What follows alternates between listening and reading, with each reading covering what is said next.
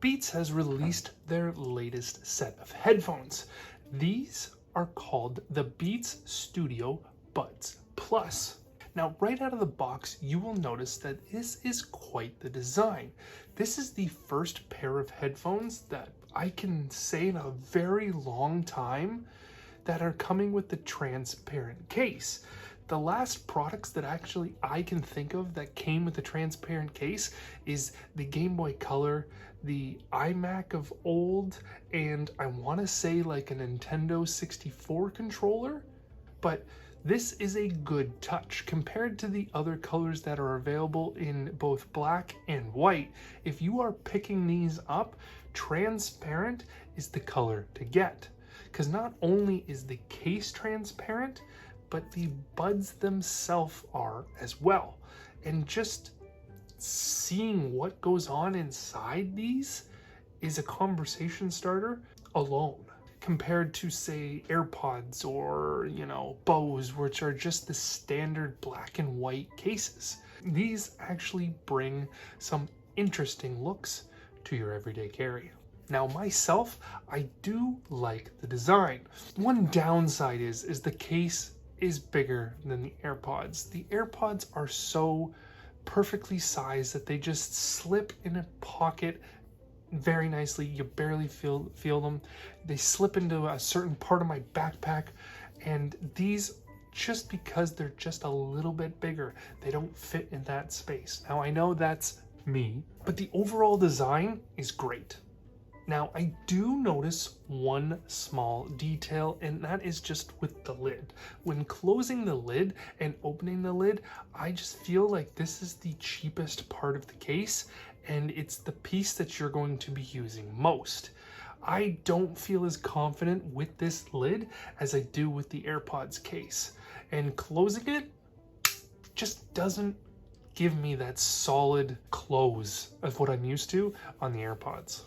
Right off the bat, you're going to notice that there's USB-C charging here on the bottom of the case, which is fantastic. But there is no wireless charging available on any model of these headphones. Something that you get used to when you have it, and when you lose it, it's a little bit of a downside. But if you've never had it before, then you probably won't miss it. So these are featuring what Beats are calling their Beats proprietary version 2 chip, which is pretty much a Beats version of the H1 chip, but it doesn't support everything that the H1 brings. But the advantage of that is that these support Android. I bought these to replace my AirPods because they're starting to show signs of eventually dying. I'm starting to get the crackling at the odd time in my headphones, and my batteries are pretty much not even making it to lunchtime when I'm at work, so they're showing signs of going, and I wanted to test these if these were the ones to replace them. I've actually enjoyed using these more on Android than I have on iPhone. These might be better than Google's actual own wireless headphones.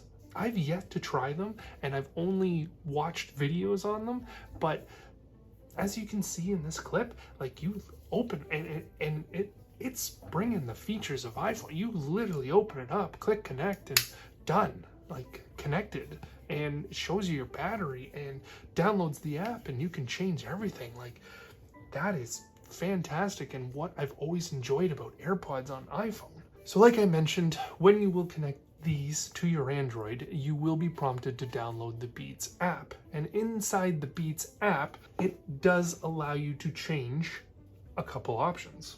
So if we go into the Beats app, connect the earbuds, you will see right away they give you all the options.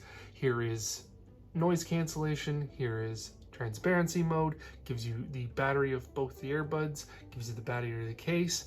This is exactly what's available in iOS, which is fantastic. Change your name, you can do noise control and volume, so whether you want volume control or you want noise control. So if you hold the button on one side of the earphones, you can change from ANC to transparency and back again if you hold.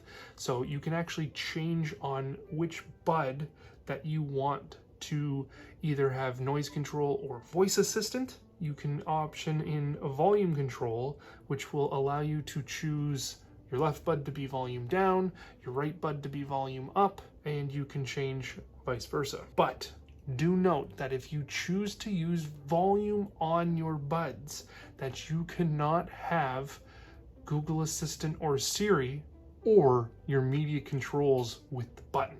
So if you want to change songs or pause songs or anything like that, you can't use the buttons to do that. You have to use your device. So I tried it. It was nice, but honestly, I much prefer having the control on the buttons because these do not support auto stop. I guess auto pause, if you want to call it, so that when you're playing something in your headphones and you go to take out the headphone, it will not pause the music. It will continue playing until you either press the button on the headphone or pause it on your device. And then you can change your call controls. So whether you want to answer call, end call, press once, press twice for ending. And that's pretty much it. Gives you serial number, firmware, which I'm assuming updates will be made available through this app, which is very nice when, you know, they add a little extra features here and there. But multi-point is not supported, so you cannot connect these buds to multiple devices, whether on iPhone or on Android. But they do support cloud switching. If you have a Google account and you have multiple devices on that Google account, they can switch to those devices, and same on iOS. If you have multiple devices on your iCloud account, you can switch from iPhone to iPad and so on. But something to note on iOS side is these do not have auto switch like AirPods. So you will need to manually switch them when switching devices. Now, some would like that, some would not. Myself, I've actually noticed it to be more of a hassle when you're using both devices. So if I'm watching something on my iPad and have my AirPods in and I quickly open my phone just to look at something that somebody sent me, I don't necessarily need it to switch over. If I wanted to switch over, I would go and choose. So that is really the only time that you notice it, is when it's a pain. But like other times when I'm actually pausing on here, going over to my phone and watching something, then it automatically switches. It's nice. But connectivity on both iOS and Android were fantastic. I never really had any dropouts. I've used them on dog walks. I've used them working out. I've used them at work. Now, whether on either Android or iOS, these support Find My. So if you're on Android, inside the Beats app, you can actually go ahead and click Find My. So if we open up the Beats app again, if you go into the side menu, you can go to Locate My Beats, and you'll need to provide the necessary permissions, but these will actually allow you to use Find My on an Android. But the one downside on the iOS side is these do not have the W1 chip, which is the ultra band chip, so you cannot get the precise location of these. So you can only find out the general location. So if they're lost in your house, you can't do the step-by-step, where the arrow changes and then when it lights up and everything that it gives you with the AirPods Pro Generation 2. Now, the design of the actual earbuds. Now, I've been using AirPods Pro for a little over 2 years now. I'm used to the stem design, just putting them in, taking them out, using the controls. I much prefer the controls on the Beats. I do enjoy the button. Now, like I said, I don't have the Generation 2 AirPods, so I don't have volume control, but I've always used my Apple Watch to do volume control, so that part missing isn't a really big deal for me. Using the button is a much better tactile feel than using the pressure control on the AirPods.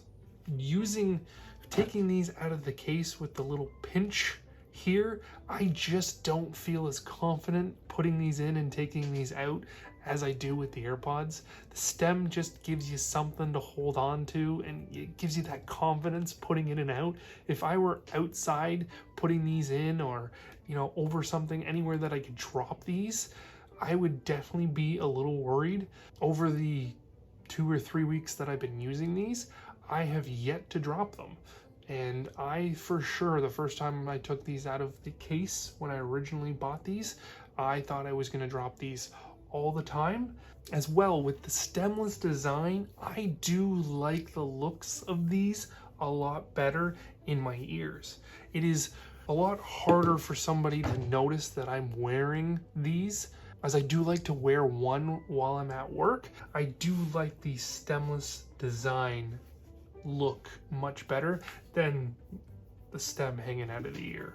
So battery on these is fantastic. We're talking 36 hours total, including the buds in the case. So the buds are rated for 9 hours by Beats, and as well as 27 hours in the case. I got more than that. I would use these for a full day, which is about 8 hours, and I would still have more than 20% left in these when putting them back in the case at the end of the day.